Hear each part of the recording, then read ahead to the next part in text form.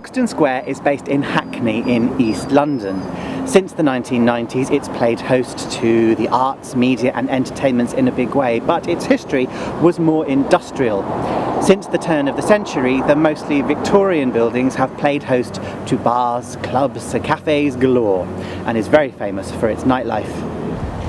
It's recently become known as a home for London's free thinkers, movers and shakers, and when you look at the history you begin to realise it was ever thus. At various points throughout its history, Hoxton Square has been known as a very fashionable address and a welcoming home to non-conformist groups. At various points over the 17th and 18th centuries, various academies were set up on the square, often of theological bent. They encouraged free inquiry and often caused much controversy, often ending in a great big dramatic debacle. The square also shows evidence of philanthropy. This water fountain was put here in 1901 by John Passmore Edwards. He was a Liberal MP and a lifelong champion of the working classes. He is remembered even today as a generous benefactor. He put around 11 water fountains across London, and he also generated schools, libraries and hospitals. He also donated large amounts of money to the Workers' Education Association. He was a very popular man. The fountain was regenerated in 1996, but unfortunately today remains unfunctional, except perhaps as a dog urinal. Watch out for the whiff. Notable residents in Hoxton Square over the years include the Christian theologian John Thomas, who was the founder of the Christadelphian movement. He was born here in 1805. And another famous 18th century resident was the Reverend Newton John. No relation to Olivia as far as I know, but he was musical because he composed the famous hymn Amazing Grace whilst living here in Hoxton Square. And number 1 Hoxton Square saw James Parkinson practicing as a physicist and geologian in the early 19th century. His famous essay, An Essay on the Shaking Palsy, covered the subject that is now known as Parkinson's disease. His life here is commemorated by the famous blue plaque.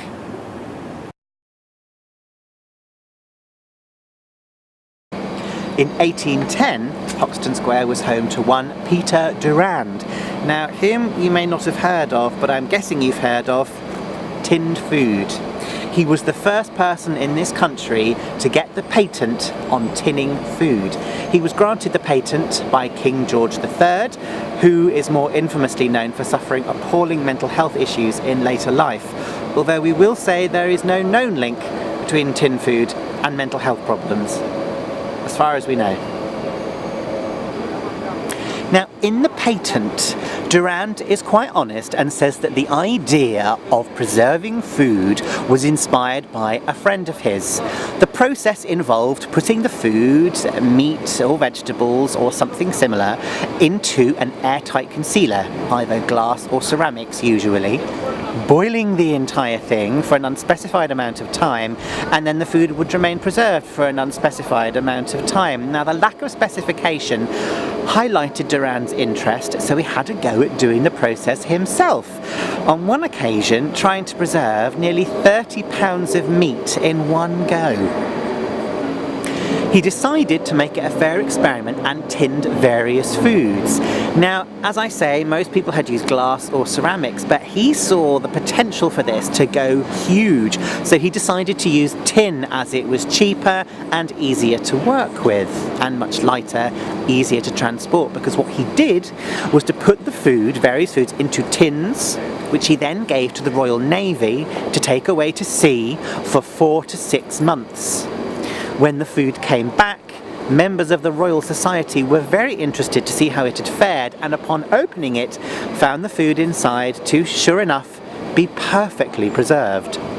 Anyway, yeah. Now, Durand was something of a shrewd businessman on the quiet, and he decided that he had no interest in preserving food himself, but he sold the patent to other people in 1812 for £68,000. Now, research on the internet tells me that that's now worth £68,000, but I would have thought it would be more. But still, back then, that was a heck of a lot of money. He repatented it in America in 1818, and by 1820 tinned food became very common in the States and over here, particularly when creating food for fighting troops to take away when they were in the front line. As I said originally, Durand clearly stated that the process of preservation came from a friend of his. Now, a little bit of digging reveals that this friend was a French inventor called Philippe de Girard. History doesn't talk much about their friendship, but one can only imagine that when Monsieur de Girard saw lots of these around, he decided that Mr. Durand was the kind of friend he could have done without. Those of you who know me know that I am a Second World War anorak, and no visit to East London's history would be complete without a sojourn in 1939 to 45. Much mythology has come out of the spirit of the Blitz, which did have some truth in it, but also the plucky British citizens of that era knew all too well that not everything was as it seemed. At the outbreak of hostilities, an entire nation was mobilised, and every spare piece of effort had to go into the war effort. Scrap metal was sought out in vast numbers, and that included many of London's railings. Any non-essential park railings were to be taken down and melted down into scrap for guns, metal, planes and tanks for the war effort. So, workmen went out in their thousands with hacksaws, roughly sawing away at garden railings, park railings, railings outside houses, and they were all thrown unceremoniously on the back of a van to be taken off somewhere to be converted into shells, tanks and guns. You will see on around Hoxton Square, and indeed many London parks, squares and houses, roughly hacked off pieces of old railing stumps, which as you can see go all the way along here, and these were taken away at the beginning of the Second World War. Sadly though, an awful lot of the metal was no good. It could not be processed, it could not be used for the desired things. And an awful lot of the park railings were taken in ships and taken out to sea in the Thames estuary and dumped just off Sheerness by the Isle of Sheppey, where it still is now.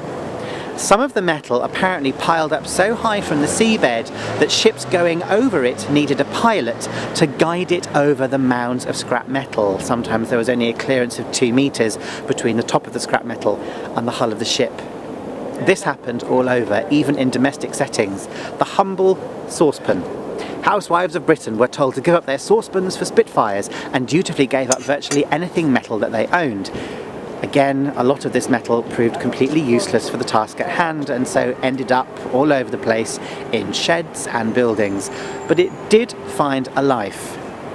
When people were bombed out, rest centres were set up all over cities across the entire country, and people were given provisions to start up home again when they had a new address. So that went to some use, but many of the park railings still to this day are rusting and mouldering away on the bed of the River Thames. Thank you for joining me on my short visit to Hoxton Square. One of the great things about London's history is that any period you're interested in, you can find it. You just need to know where to look, and that's where I come in.